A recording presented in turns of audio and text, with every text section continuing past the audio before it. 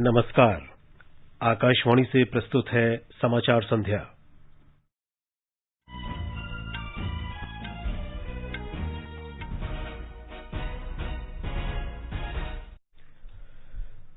भारत और चीन ने पूर्वी लद्दाख के गोगरा क्षेत्र से अपने सैनिकों को हटाया। पेगासस जासूसी, कृषि कानूनों और अन्य मुद्दों पर विपक्ष के हंगामे के बाद संसद के दोनों सदनों की कार्यवाही दिन भर के लिए स्थगित हुई। प्रधानमंत्री ग्रामीण डिजिटल साक्षरता अभियान योजना के तहत अब तक लगभग 5 करोड़ लाभार्थियों ने नामांकन कराया और 4 करोड़ से अधिक लोगों को प्रशिक्षित किया गया। कृषि मंत्री नरेंद्र सिंह तोमर ने कहा, सरकार संसद के दोनों सदनों में किसानों के मुद्दों पर चर्चा के लिए तैयार। देश में अब तक 49 करोड़ 53 लाख से अधिक कोविड रोधी टीके लगाए गए।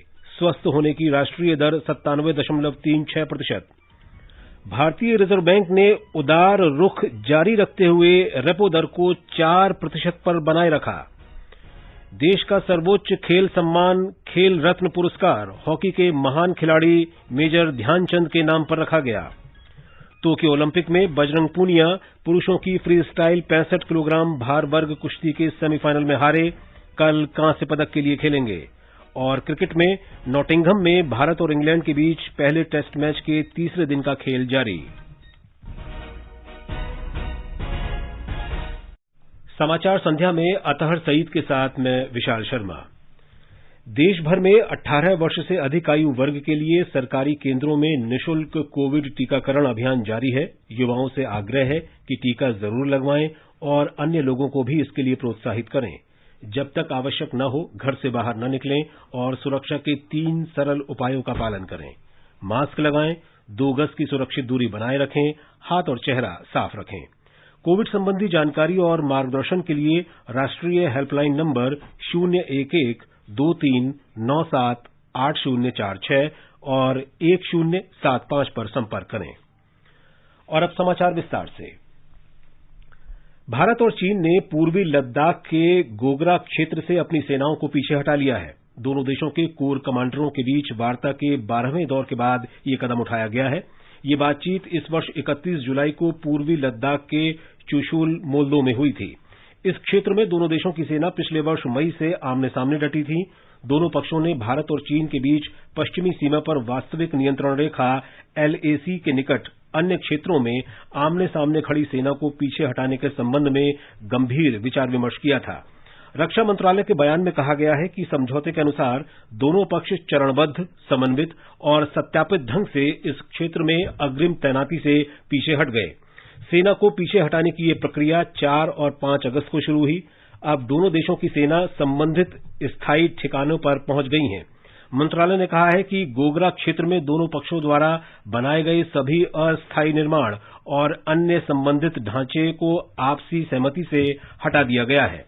रक्षा मंत्रालय ने कहा कि इस समझौते ने सुनिश्चित किया है कि इस क्षेत्र में दोनों पक्ष आपसी सहमति का कड़ाई से पालन करेंगे और सम्मान करेंगे। कोई भी एकतरफा यथास्थिति में परिवर्तन नहीं करेगा। इसके साथ ही आमने सामने खड़ी सेना वाले एक और संवेदनशील क्षेत्र में समाधान कर लिया गया है। प्रधानमंत्री नरेंद्र मोदी ने कहा है कि वैश्विक अर्थव्यवस्था में भारत की स्थिति निर्धारित करने में निर्यात की भूमिका महत्वपूर्ण होगी। उन्होंने कहा कि भारत निर्यात के क्षेत्र में नए अवसर उपलब्ध कराने के साथ ही नए लक्ष्य हासिल कर रहा है। प्रधानमंत्री ने वर्चुअल माध्यम से देश में व्यापार और वाणिज्य क्षेत्र के संबंधित पक्षों के साथ विदेशों में भारतीय दूतावास प्रमुखों के साथ संवाद में ये बात कही। संसद में पेगासस जासूसी, कृषि कानूनों और अन्य मुद्दों पर विपक्षी दलों के हंगामे और विरोध प्रदर्शन जारी रहने के कारण दोनों सदनों की कार्यवाही दिन भर के लिए स्थगित कर दी गई। पहले स्थगन के बाद 12 बजे लोकसभा की बैठक फिर शुरू होने पर विपक्षी कांग्रेस, तृणमूल कांग्रेस और DMK पार्टी के सदस्य सदन के बीचों बीच आकर तख्तियां लहराते हुए नारेबाजी करने लगे। शोर शराबे के बीच सदन ने कराधान कानून संशोधन विधेयक 2021 और केंद्रीय विश्वविद्यालय संशोधन विधेयक 2021 बिना चर्चा के पारित कर दिया। इससे पहले लोकसभा अध्यक्ष ओम बिरला ने सदन में टोक्यो ओलंपिक में रजत पदक जीतने पर पहलवान रवि कुमार दहिया को बधाई दी और कहा कि ये भारत के लिए गर्व की बात है। श्री रवि कुमार दहिया ने ये उपलब्धि अपने पहले ही ओलंपिक खेलों में हासिल की है। मैं अपनी ओर से तथा सदन की ओर से श्री रवि कुमार को इस ऐतिहासिक सफलता के लिए बधाई देता हूं। मेरी आशा है उनकी इस उपलब्धि से देश के सभी युवाओं को अपने कार्य में उत्कृष्टता प्राप्त करने की प्रेरणा मिलेगी। उधर राज्यसभा में पहले स्थगन के बाद बैठक दोबारा शुरू होने पर विपक्षी कांग्रेस, तृणमूल कांग्रेस, डीएमके और वाम दलों के सदस्य फिर से सदन के बीचों बीच आकर पेगासस जासूसी और अन्य मुद्दों पर चर्चा कराने की मांग पर जोर देने लगे। शोर शराबे के बीच पीठासीन अधिकारी ने शून्यकाल चलाने का प्रयास किया, लेकिन स्थिति में कोई सुधार न होने पर सदन की कार्यवाही दिन भर के लिए स्थगित कर दी। वित्त मंत्री निर्मला सीतारमण ने आज कहा कि विपक्ष आरोप लगा रहा है कि सरकार जल्दबाजी में विधेयक पारित कर रही है। संसद से बाहर उन्होंने याद दिलाया कि संयुक्त प्रगतिशील गठबंधन यूपीए सरकार के कार्यकाल में इसी तरह से विधेयक पास कराए गए थे। उन्होंने कहा कि पूर्ववर्ती सरकार ने 2007 में 11 महत्वपूर्ण विधेयक पास किए थे, जिसमें आंध्र प्रदेश पुनर्गठन अधिनियम भी शामिल था। 2007 में कम से कम 11 बिल जल्दबाजी में ऑपोजिशन ने पास करवाए।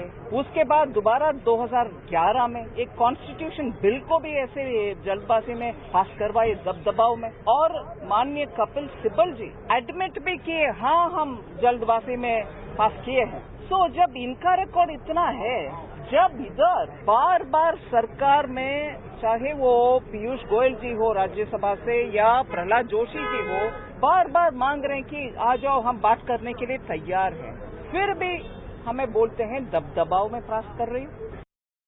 सरकार ने कहा है कि विवाह योग्य आयु और इससे संबंधित मुद्दों पर विचार के लिए गठित कार्यदल ने अपनी रिपोर्ट सौंप दी है। महिला और बाल विकास मंत्री स्मृति ईरानी ने आज लोकसभा में एक लिखित जवाब में ये जानकारी दी। उन्होंने बताया कि इस कार्यदल ने मातृत्व, स्वास्थ्य और गर्भधारण तथा प्रसव के दौरान महिला की पोषण स्थिति जैसे मुद्दों पर भी विचार किया। श्रीमती ईरानी ने बताया कि मंत्रालय ने रिपोर्ट को देखने के बाद नीति आयोग से अनुरोध किया है कि वो महिलाओं के स्वास्थ्य, पोषण, शिक्षा और आर्थिक सशक्तिकरण से संबंधित मुद्दों पर कम आयु में विवाह के दुष्प्रभावों के संदर्भ में इस रिपोर्ट पर विचार करें। आयोग से यह भी अनुरोध किया गया है कि वो बाल विवाह निषेध कर्नाटक संशोधन अधिनियम 2016 के प्रभावों का भी व्यापक अध्ययन करे। सरकार ने आज कहा कि कोविड के कारण दिवंगत पत्रकारों के परिवारों को आर्थिक सहायता उपलब्ध कराने के लिए सूचना और प्रसारण मंत्रालय ने विशेष अभियान चलाया है।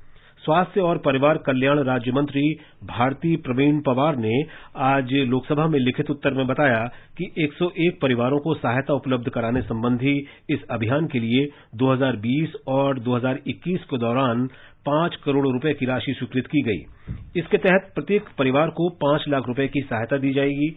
सूचना और प्रसारण मंत्रालय की पत्रकार कल्याण योजना के तहत निर्धारित मानदंड पूरे करने वाले पत्रकारों के आवेदनों के आधार पर ये सहायता राशि वितरित की जाएगी। सरकार ने आज कहा कि प्रधानमंत्री ग्रामीण डिजिटल साक्षरता अभियान के अंतर्गत 2 अगस्त तक लगभग 5 करोड़ लोगों ने पंजीकरण कराया है।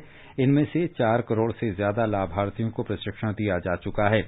आज लोकसभा में महिला और बाल विकास मंत्री स्मृति ईरानी ने एक सवाल के लिखित उत्तर में बताया कि पंजीकृत लाभार्थियों में से 2 करोड़ से भी ज्यादा महिला लाभार्थी शामिल हैं। श्रीमती ईरानी ने बताया कि सरकार ने अगले साल मार्च तक 6 करोड़ घरों तक पहुंचने का लक्ष्य निर्धारित किया था।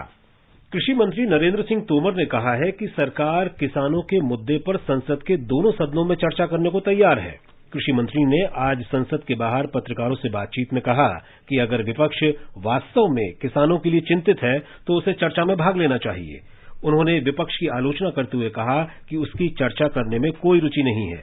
इस बीच विभिन्न विपक्षी दलों के नेता आज नई दिल्ली में जंतर मंतर पर चल रहे किसानों के धरने में शामिल हुए। इनमें कांग्रेस नेता राहुल गांधी, डीएमके नेता तिरुचि शिवा, मार्क्सवादी कम्युनिस्ट पार्टी नेता ई करीम, शिवसेना के संजय राउत और राष्ट्रीय जनता दल के मनोज झा शामिल थे। आवासन और शहरी कार्य मंत्री ने कहा है कि शहरी क्षेत्र में कार्यक्रमों पर पिछले 6 वर्ष में सरकार ने 11 लाख करोड़ रुपए से अधिक खर्च किए हैं। आकाशवाणी से विशेष बातचीत में श्री हरदीप सिंह पुरी ने सरकार की उपलब्धियों की जानकारी दी। उन्होंने कहा कि प्रधानमंत्री शहरी आवास योजना के तहत 1 करोड़ 12 लाख से अधिक मकानों को स्वीकृति दी गई। इनमें से 50 लाख से अधिक मकानों में लाभार्थी रह रहे हैं। श्री पुरी ने कहा कि रियल एस्टेट विनियामक प्राधिकरण इस क्षेत्र में क्रांतिकारी सिद्ध हुआ है। शहरी गतिशीलता के बारे में श्री पुरी ने कहा कि सरकार का लक्ष्य लोगों का आवागमन सुगम बनाना है। Pradhan Mantri Awas Yojana, the urban spread. The target demand assessment was initially 1 crore. We revised the demand assessment. Today it has been placed at 1 crore 11 lakh. Let me tell you, we've already saturated the demand. Today we have sanctioned more than 1 crore 12 lakh units. 50 lakh beneficiaries have already moved into their Pradhan Mantri Awas Yojana. RERA has been implemented. How does it benefit the home? It's a game changer. केंद्रीय मंत्री हरदीप सिंह पुरी के साथ ये पूरा साक्षात्कार आज रात 9:15 से FM गोल्ड पर स्पॉटलाइट कार्यक्रम में सुना जा सकता है। ये news on AIR mobile app और आकाशवाणी के आधिकारिक YouTube चैनल पर भी उपलब्ध रहेगा। ये समाचार हमारी वेबसाइट newsonair.com/hindi और हमारे mobile app news on AIR पर भी उपलब्ध हैं। चलो मिलकर एक शुरुआत करें, चलो एक फैसला आज करें, मास्क नहीं तो टोकेंगे, कोरोना को रोकेंगे, चलो एक इरादा करते हैं, चलो खुद से वादा करते हैं, मास्क नहीं तो टोकेंगे, कोरोना को रोकेंगे। समाचार संध्या में आपका फिर स्वागत है। देश में कल 57,97,000 से अधिक कोविड के टीके लगाए गए। राष्ट्रव्यापी टीकाकरण अभियान के तहत अब तक 49 करोड़ 53 लाख से अधिक टीके लगाए जा चुके हैं। स्वास्थ्य मंत्रालय ने कहा है कि स्वस्थ होने की दर 97.36% हो गई है। कल 41,000 से अधिक रोगी ठीक हुए। अब तक 3 करोड़ 10 लाख से अधिक मरीज स्वस्थ हो चुके हैं। पिछले 24 घंटे के दौरान 44,000 से अधिक नए मरीजों की पुष्टि हुई। इस समय 4,14,159 सक्रिय मामले हैं, जो कुल संक्रमितों का 1.30% है। सरकार ने कहा है कि अब तक 51 करोड़ 16 लाख से अधिक कोविड टीके राज्यों और केंद्र शासित प्रदेशों को उपलब्ध कराए गए हैं। मंत्रालय ने कहा है कि 2 करोड़ 30 लाख टीके अभी भी उनके पास मौजूद हैं और 20,49,000 टीके भेजे जाने की प्रक्रिया में हैं। मेघालय सरकार को अगले 1 या 2 महीने में ज्यादातर लोगों में कोविड महामारी के प्रति हर्ड इम्यूनिटी विकसित होने की आशा है। हालांकि राज्य में बड़ी संख्या में लोगों को कोविड टीके लगा दिए गए हैं। स्वास्थ्य विभाग के आयुक्त और सचिव संपत कुमार ने बताया कि राज्य की करीब 45% जनसंख्या को टीके लगा दिए गए हैं। ये महत्वपूर्ण परिवर्तन है क्योंकि टीकाकरण के मामले में राज्य अतीत में निचले पायदान पर था। उन्होंने कहा कि विभाग को टीकाकरण का निश्चित स्तर प्राप्त होने की उम्मीद है, जिससे अगले 1 या 2 महीने में हर्ड इम्यूनिटी का लक्ष्य हासिल करने में मदद मिलेगी। राज्य में अब तक 11,35,909 लोगों को टीके लगाए गए हैं। इस बीच राज्य में कल 515 लोगों में कोरोना संक्रमण की पुष्टि हुई। इस दौरान 14 लोगों की मृत्यु हुई, जिनमें से 12 को कोविड टीके नहीं लगाए गए थे। राज्य में अब तक कोविड से 1,147 लोगों की मृत्यु हो चुकी है। महाराष्ट्र में पुणे जिले की पुरंदर तहसील के नीरा गांव में डेल्टा प्लस वेरिएंट के 2 नए मरीजों की पुष्टि होने के बाद राज्य में ऐसे कुल मरीजों की संख्या बढ़कर 26 हो गई है। क्षेत्र में निगरानी बढ़ाने के बाद पुरंदर तहसील सुर्खियों में आ गई। इससे राज्य में पिछले सप्ताह जीका वायरस के पहले मरीज का पता लगाने में मदद मिली थी। राज्य निगरानी अधिकारी डॉक्टर प्रदीप आवटे ने कहा है कि महाराष्ट्र का स्वास्थ्य विभाग national institute of virology, national centre for sale science और CSIR IGIB के साथ चल रहे गठबंधन के तहत जीनोम अनुक्रमण के लिए यादृच्छिक नमूने भेजता रहता है। इनमें से अब तक जीनोम अनुक्रमण के लिए 8,000 से अधिक नमूने भेजे जा चुके हैं और उनमें से कम 26 नमूनों की पहचान डेल्टा प्लस संक्रमण के साथ की गई है। आवटे ने कहा कि हालांकि डेल्टा प्लस संस्करण वाले सभी व्यक्ति स्थिर है। निवेदिता, आकाशवाणी समाचार, मुंबई। कर्नाटक के मुख्यमंत्री बसवराज बोम्मई ने महाराष्ट्र और केरल से लगने वाले जिलों में सप्ताहांत कर्फ्यू लगाने की घोषणा की है। आज बेंगलुरु में विशेषज्ञों के साथ बैठक के बाद पत्रकारों से बातचीत में मुख्यमंत्री ने कहा कि विशेषज्ञों की राय और केंद्र सरकार के निर्देशों के अनुसार राज्य के उत्तरी और दक्षिणी जिलों में सप्ताहांत कर्फ्यू लगाने का फैसला किया गया है। मुख्यमंत्री ने यह भी कहा कि राज्य में अब रात का कर्फ्यू 10 बजे की बजाय 9 बजे से सुबह 5 बजे तक रहेगा। श्री बोम्मई ने कहा कि प्रदेश में उच्चतर माध्यमिक स्कूल 23 अगस्त से खुलेंगे, जबकि प्राथमिक और माध्यमिक स्तर के स्कूलों को खोले जाने पर पर विचार इस महीने के अंत में कोविड की स्थिति की समीक्षा के बाद किया जाएगा। कोविड संबंधी राष्ट्रीय हेल्पलाइन नंबर हमारी वेबसाइट newsonair.gov.in पर उपलब्ध हैं। आगे बढ़ने से पहले मुख्य समाचारों पर एक नजर। भारत और चीन ने पूर्वी लद्दाख के गोगरा क्षेत्र से अपने सैनिकों को हटाया। पेगासस जासूसी, कृषि कानूनों और अन्य मुद्दों पर विपक्ष के हंगामे के बाद संसद के दोनों सदनों की कार्यवाही दिन भर के लिए स्थगित हुई। प्रधानमंत्री नरेंद्र मोदी ने कहा, आत्मनिर्भर भारत अभियान के सपने को साकार करने में निर्यात महत्वपूर्ण भूमिका निभाएगा। प्रधानमंत्री ग्रामीण डिजिटल साक्षरता अभियान योजना के तहत अब तक लगभग 5 करोड़ लाभार्थियों ने नामांकन कराया और 4 करोड़ से अधिक लोगों को प्रशिक्षित किया गया। कृषि मंत्री नरेंद्र सिंह तोमर ने कहा, सरकार संसद के दोनों सदनों में किसानों के मुद्दों पर चर्चा के लिए तैयार। देश में अब तक 49 करोड़ 53 लाख से अधिक कोविड रोधी टीके लगाए गए। स्वस्थ होने की राष्ट्रीय दर 97.36%। भारतीय रिजर्व बैंक ने उदार रुख जारी रखते हुए रेपो दर को 4% पर बनाए रखा। देश का सर्वोच्च खेल सम्मान खेल रत्न पुरस्कार हॉकी के महान खिलाड़ी मेजर ध्यानचंद के नाम पर रखा गया। टोक्यो ओलंपिक में बजरंग पुनिया पुरुषों की फ्री स्टाइल 65 किलोग्राम भार वर्ग कुश्ती के सेमीफाइनल में हारे, कल कांस्य पदक के लिए खेलेंगे।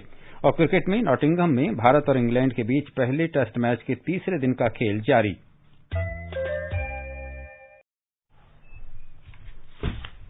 भारतीय रिजर्व बैंक की मौद्रिक नीति समिति ने बैंक की प्रमुख ब्याज दरों में कोई बदलाव नहीं किया है।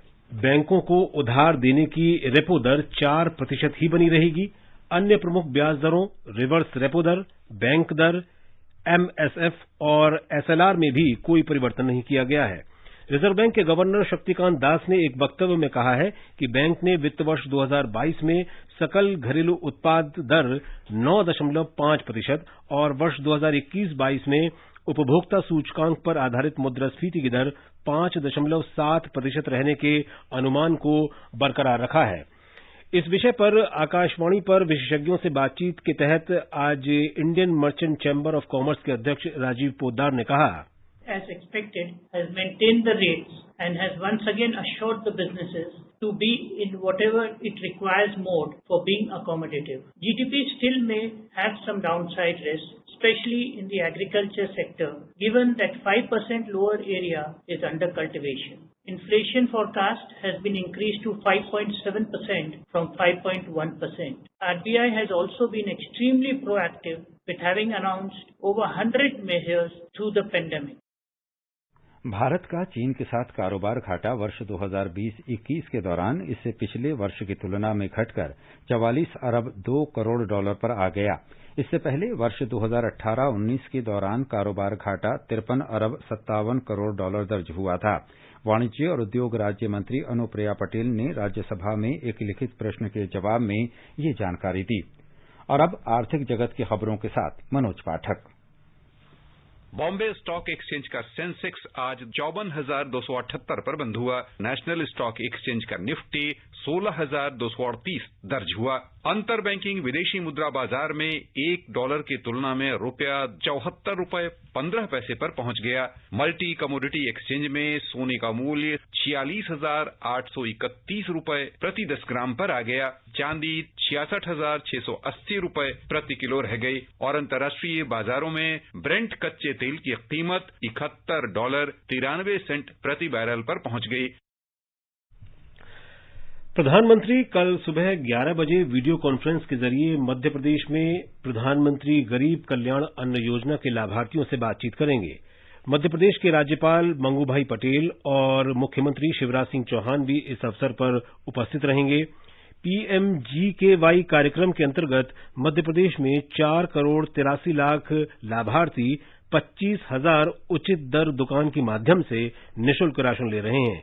ब्यौरा हमारी संवाददाता से। प्रदेश के सभी 25,435 उचित मूल्य की दुकानों पर प्रधानमंत्री गरीब कल्याण अन्न योजना कार्यक्रम आयोजित किया जाएगा। प्रत्येक दुकान पर कोविड प्रोटोकॉल के साथ 100 लाभार्थियों को राशन सामग्री वितरित की जाएगी। मुख्यमंत्री शिवराज सिंह चौहान ने कहा कि अन्न योजना कार्यक्रम में सभी जनप्रतिनिधियों की भी भागीदारी सुनिश्चित की जाएगी। मंत्री, सांसद और विधायक अपने अपने क्षेत्र में कार्यक्रम का शुभारंभ करेंगे। प्रत्येक उचित मूल्य की दुकान के लिए एक नोडल अधिकारी जिला कलेक्टर द्वारा नियुक्त किया जाएगा, जो योजना के क्रियान्वयन की देखरेख करेंगे। रहेंगे। प्रत्येक दुकान के लिए एक सामाजिक टीम भी होगी, जिसमें संकट प्रबंधन समिति के सदस्य, ग्राम पंचायत सचिव और स्थानीय प्रमुख नागरिक शामिल होंगे। पूजा विवर्धन, आकाशवाणी समाचार, भोपाल। राष्ट्र स्वतंत्रता दिवस की 75वीं वर्षगांठ के अवसर पर आजादी का अमृत महोत्सव मना रहा है। इस सिलसिले में देश भर में कई कार्यक्रम आयोजित किए जा रहे हैं। ये महोत्सव जन भागीदारी के साथ जन उत्सव के रूप में मनाया जाएगा। भारतीय ऐतिहासिक अनुसंधान परिषद ICHR ने इस महोत्सव को मनाने के लिए कई कार्यक्रमों की योजना बनाई है। परिषद के निदेशक डॉक्टर ओम जी उपाध्याय ने आकाशवाणी को बताया कि इस दौरान 75 क्षेत्रीय गोष्ठियां आयोजित की जाएंगी। श्री उपाध्याय ने बताया कि 10 से 12 जिलों को कवर करने वाले 75 क्षेत्रों के अनुरूप गतिविधियों की योजना बनाई गई है। भारतीय इतिहास अनुसंधान परिषद ने पूरे वर्ष के लिए, इन 75 सप्ताह के लिए एक बहुत विस्तृत योजना और कार्यक्रम तैयार किया है और उसको मैं 3 लेवल्स पे या 4 लेवल्स पे मैं मान के चल रहा हूँ। एक, हमने 75 रीजनल सेमिनार तय किए हैं जो देश के हर हिस्से में 8-8, 10-10 जिलों के क्लस्टर में होगा। 75 ऐसे क्षेत्रीय संगोष्ठियां होंगी जिसमें हम आजादी की लड़ाई से जुड़े हुए अल्पज्ञात नायक हैं, संस्थान हैं, गुप्त समितियां, संस्थाएं हैं, उनसे जुड़े जो स्थल हैं, घटनाएं हैं और जो प्रतिबंधित साहित्य है, इन 5 बिंदुओं पर केंद्रित करेंगे अपने को। श्री उपाध्याय ने बताया कि 6 राष्ट्रीय गोष्ठियां आयोजित करने का कार्यक्रम है। उन्होंने बताया कि 2 अंतर्राष्ट्रीय गोष्ठियां लंदन और सिंगापुर में आयोजित की जाएंगी। इनमें क्रांतिकारी आंदोलन पर चर्चा की जाएगी। 6 नेशनल सेमिनार्स की हमने श्रृंखला तय की है। पूरा जो कालखंड है इसके इतिहास को उठाते हुए लिया है ताकि जो नैरेटिव और टोन बिगड़ा है उसको हम सही, सत्यपरक और प्रामाणिक नैरेटिव और टोन के साथ उस इतिहास को स्टैब्लिश कर सकें। 1498 से जब वास्को डी गामा आता है तब से लेकर 1757 तक का पहला कालखंड लिया है। दूसरा कालखंड हमने लिया है 1758 से 1857 तक, जब से ब्रिटिश सत्ता अपनी जड़ें जमाती है तब से लेके, और 1857 जो पूरी एक शताब्दी है उसमें किस तरह की स्थितियां बनती हैं और हम 1857 के महाक्रांति की ओर जाते हैं। आकाशवाणी लेह की प्रादेशिक समाचार इकाई ने आजादी का अमृत महोत्सव मनाने के लिए वर्ष भर चलने वाला क्विज कार्यक्रम शुरू किया है। लद्दाख स्वायत्त पर्वतीय विकास परिषद लेह इस क्विज को प्रायोजित कर रही है, जबकि लेह की कला, संस्कृति और भाषा अकादमी कार्यक्रम निर्माण में अपनी विशेषज्ञता प्रदान करेगी। केंद्र शासित प्रदेश जम्मू कश्मीर में सरकारी स्कूलों के नाम अब सेना, पुलिस और CRPF के शहीदों के नाम पर रखे जाएंगे। जम्मू के डिविजनल आयुक्त ने अधिकारियों से ऐसे सरकारी स्कूलों को चिन्हित करने को कहा है जिनके नाम शहीदों के नाम पर रखे जा सकें। कपड़ा मंत्रालय कल यानी 7 अगस्त को राष्ट्रीय हथकरघा दिवस मनाएगा। इस अवसर पर देश के सामाजिक आर्थिक विकास में योगदान के लिए बुनकर समुदाय को सम्मानित किया जाएगा। हथकरघा क्षेत्र सीधे तौर पर महिलाओं का सशक्तिकरण करता है। 70% से अधिक महिलाएं हथकरघा और इससे जुड़े कार्यों में लगी हैं।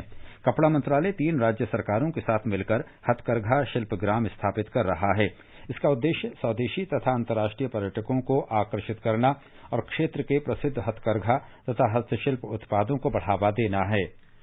ये समाचार आकाशवाणी से प्रसारित किए जा रहे हैं। ताजा समाचार जानने के लिए आप हमारे Twitter handle @AIR News Hindi को फॉलो कर सकते हैं।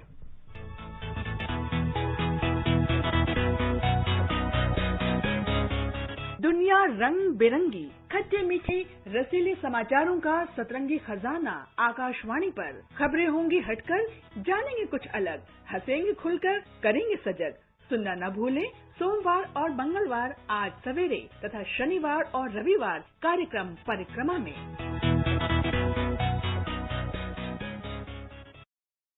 ये आकाशवाणी है।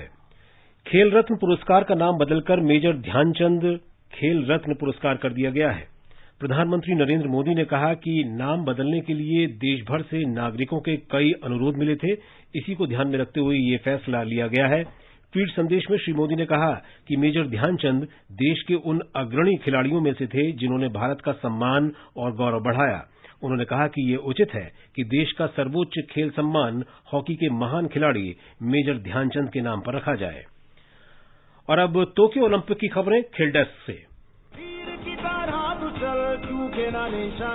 टोक्यो ओलंपिक में महिला हॉकी में भारतीय टीम चौथे स्थान पर रही। कांस्य पदक के लिए रोमांचक मैच में भारतीय खिलाड़ियों ने ब्रिटेन को कांटे की टक्कर दी, लेकिन भारत को 4-3 से हार का सामना करना पड़ा। भारतीय टीम हारी जरूर, लेकिन अपने शानदार प्रदर्शन से उसने सभी का दिल जीत लिया। ओलंपिक्स के इतिहास में भारतीय महिला टीम का ये सर्वश्रेष्ठ प्रदर्शन है। प्रधानमंत्री नरेंद्र मोदी ने कहा है कि महिला हॉकी टीम के शानदार प्रदर्शन को देशवासी हमेशा याद रखेंगे। प्रधानमंत्री ने कहा कि पूरा भारत टीम के इस प्रदर्शन पर गर्व कर रहा है। देखिए, देश आज आपका पर गर्व कर रहा है, बिल्कुल निराश नहीं होना है। और कितने दशकों के बाद हॉकी भारत की पहचान फिर से एक बार पुनर्जीवित हो रही है, आपके लोगों की मेहनत से हो रही है। मैं टीम के सभी साथियों को और आपके कोच को सबको बधाई देता हूँ। उधर कुश्ती में पुरुषों की फ्री स्टाइल श्रेणी के 65 किलोग्राम भार वर्ग में कल बजरंग पुनिया कांस्य पदक के लिए अपनी चुनौती पेश करेंगे। बजरंग को सेमीफाइनल में हार का सामना करना पड़ा। अजरबैजान के हाजी अलियेव के साथ हुए मुकाबले में उन्हें 5-12 से शिकस्त मिली। इससे पहले क्वार्टर फाइनल में बजरंग ने शानदार प्रदर्शन करते हुए ईरान के पहलवान गैसी चेका मुर्तजा को पराजित किया था। महिलाओं की 50 किलोग्राम भार वर्ग में सीमा बिस्ला का सफर हार के साथ समाप्त हो गया। गोल्फ में अदिति अशोक महिलाओं के व्यक्तिगत स्ट्रोक प्ले के तीसरे दौर में 3.67 का स्कोर बनाकर दूसरे स्थान पर रहीं और गोल्फ में ओलंपिक पदक के लिए उन्होंने अपनी दावेदारी मजबूत कर ली है। अदिति दूसरा स्थान प्राप्त करने वाली एकमात्र गोल्फर हैं। अब कल अदिति पदक के लिए अपनी चुनौती पेश कर गोल्फ में एक नया अध्याय लिखने के लिए तैयार हैं।